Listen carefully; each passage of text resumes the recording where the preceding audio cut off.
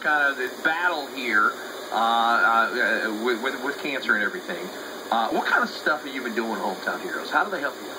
Well, a couple months ago, actually, at the beginning of the school year, they took me to school with like a police brigade down to J.M. Robinson High School in Concord.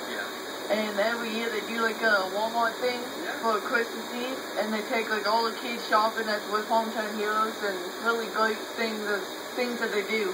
And that was when you were getting back to school, when we were thinking you kind of crossed that hump, but we still got some challenges that kind of popped up here recently, and you're battling that head on, man, and you got a lot of respect for a lot of these people here. He's 15 years old. You got somebody out there watching this right now, Chris, and they're having a tough time.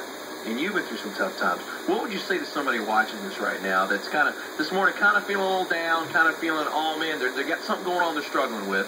You've been there, man. You're fighting. You're a fighter, and we love that. What would you say to that person that's having a tough time? To not give up and to always believe in God and other things, and that things can always get worse. They'll always play when things are good, even though they might not be the best. Yeah, that's it.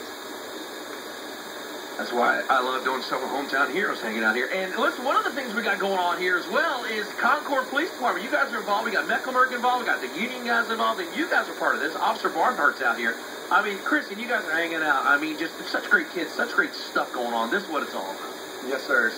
Captain Mike Smith called me and asked me to help. That he had Chris on the list and needed somebody close by, so he called me and asked me if I'd help out. Yeah.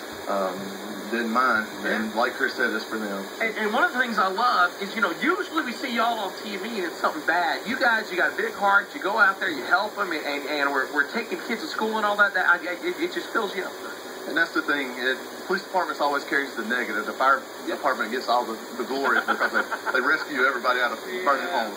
Yeah. But police department's good too, and we like doing things. I love the rivalry between the police department and the fire department, and that's all kinds of good stuff. And I've on a couple rides with Hometown Heroes, and you get all these police officers and these women and everything, and troopers, and they're all out there, big, tough people and all that. And I learned quickly why they wear sunglasses when we're on one of the trips and we're taking somebody to school and having a good time, because it's good. And when the whole school's out there welcoming you back, man, that's an awesome moment.